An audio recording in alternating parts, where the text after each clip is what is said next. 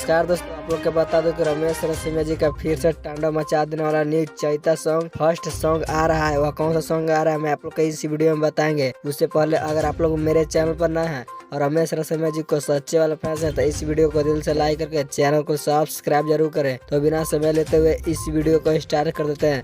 सबसे पहले मैं आप लोग को बताना चाहता हूँ कि जो रमेश रसीमिया जी का न्यू चैता सॉन्ग फर्स्ट बार आ रहा है उस सॉन्ग का टाइटल रखा गया है खेसरिया के पीटल लबीदा से। मैं आप लोग को बता दूं कि इस सॉन्ग को गाए हैं रमेश रसीमिया और आप लोग को बता दूं कि इस सॉन्ग को लिखे हैं महेश परदेसी। और म्यूजिक की बात किया जाए तो इस सॉन्ग में म्यूजिक दिए हैं एनके वर्मा जो काफी बॉल का म्यूजिक देते रहते हैं।